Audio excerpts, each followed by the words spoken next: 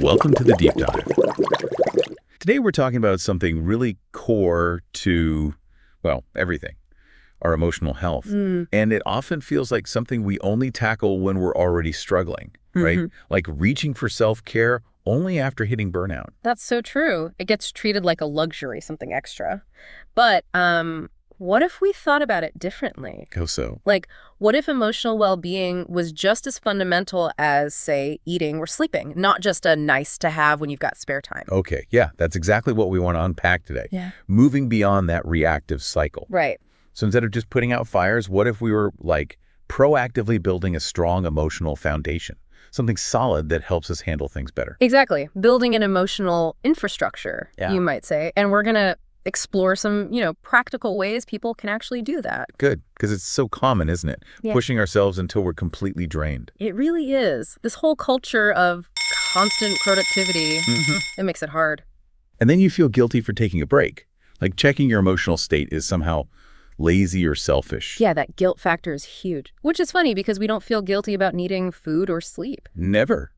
Those are basic needs, non-negotiable. So why do we treat our emotional needs so differently? Well, there's some interesting psychology behind why shifting that perspective is so important. You've got things like Barbara Fredrickson's broaden and build theory. Broaden and build. Tell me more. So the idea is that positive emotions, feeling joy, gratitude, interest, things like that, they don't just feel good in the moment. Okay. They actually broaden our thinking, our awareness, and crucially, they help us build lasting resources over time. What kind of resources? Things like psychological resilience, better problem-solving skills, stronger social connections, even physical health benefits. So it's not just fleeting pleasure, it's an investment. Ah, I see.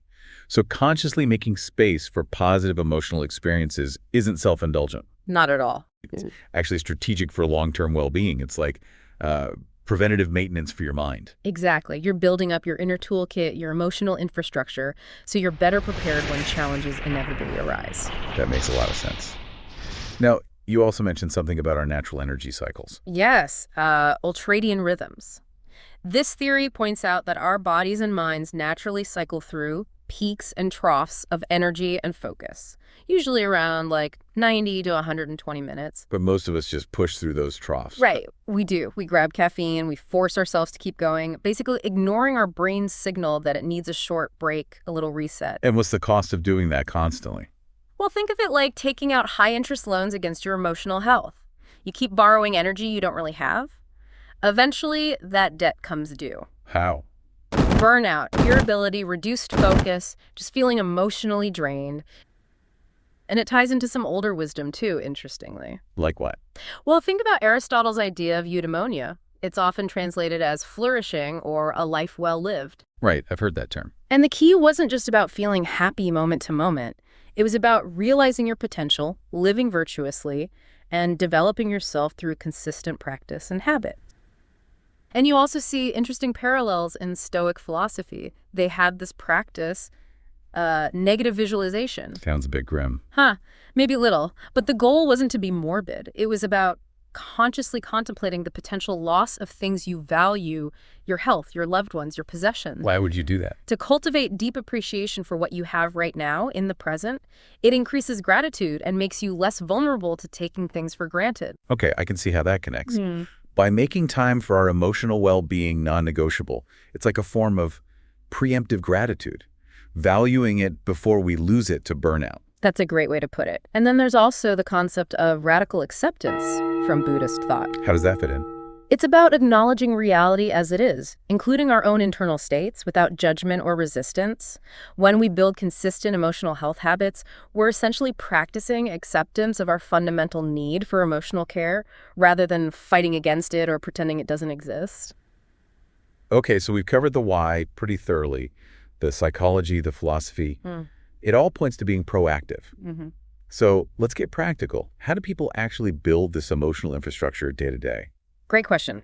There are several concrete strategies. One I really like is creating a sensory reset button. A sensory reset button, what's that? It's about identifying a specific sensory input, a smell like an essential oil, a piece of calming music, the feel of a smooth stone, and using it consistently to signal a shift. A shift between tasks, or a shift in mood. Both, potentially. The key is consistency. You use that same sensory cue whenever you want to consciously transition, say, from work mode to home mode, or just to pause and reset during a stressful moment. So your brain learns to associate that specific smell or sound with, okay, time to shift gears. Exactly. It becomes an anchor.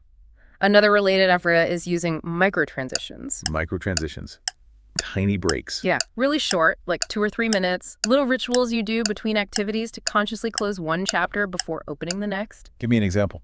It could be as simple as standing up, stretching, taking 3 deep breaths, and maybe saying quietly to yourself, okay, meeting finished, now focusing on writing. So it prevents that mental carryover, that feeling of still being stuck in the last thing you did. Precisely. It stops emotional residue from spilling over. It creates clearer boundaries in your day. I can see how even just a few minutes could help. What else? Something really insightful is trying emotional weather forecasting. Intriguing name. What does it involve? Just keeping a simple log for maybe 2 weeks. Note down your general mood or energy level at different times and what you were doing. Like journaling? Simpler than that, usually. Just quick notes. The goal is to spot patterns. Do you always feel drained mid-afternoon? Does a certain type of meeting always leave you feeling stressed? And knowing those patterns helps you plan. Yes. If you know 3 p.m. is usually a slump, maybe that's the perfect time to proactively schedule that 5-minute walk or your sensory reset. You anticipate the weather and prepare for it. That makes sense. Being proactive based on self-awareness. Right. And another great technique is using habit anchors. This is about linking a new emotional health practice to something you already do automatically. Like piggybacking habits. Exactly. So if you always have a morning coffee, maybe you decide that while the coffee brews, you'll do your 3 deep breaths. Or right after brushing your teeth, you'll spend 1 minute thinking of something you're grateful for. So you don't need to find new time. You just attach it to an existing routine. Makes it much easier to stick with. And one last strategy. Consider emotional accountability. What does that look like? It could be just having a regular check-in with a friend. Not just a general chat, but specifically asking each other, hey, how are you doing with making space for that quiet time? Or whatever habit you're working on. Like a workout buddy, but for your emotional health. Kind of, yeah. Research shows that sharing commitments and having that gentle accountability really boosts follow-through. Okay, those are all really practical, actionable things. So if we try to boil it all down, what's the single most important thing to remember? I'd say it's that consistency is way more important than perfection or duration. Meaning? Meaning, doing something small regularly is far better than aiming for some grand hour-long ritual that you only manage once a month. So even tiny bits count, as long as they're consistent. Absolutely. Okay. So to wrap things up, we've really explored this big shift, haven't we?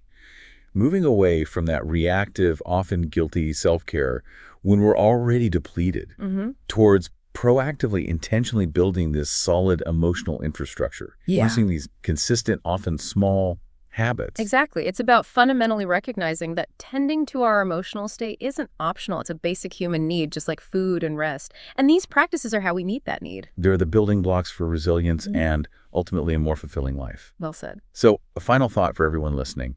What's just one micro transition or maybe one sensory reset you could experiment with adding into your day, perhaps even starting today? Consider these ideas not as more chores, but as truly foundational practices for living a more grounded, resilient, and maybe even more vibrant life. Thanks for taking this deep dive with us.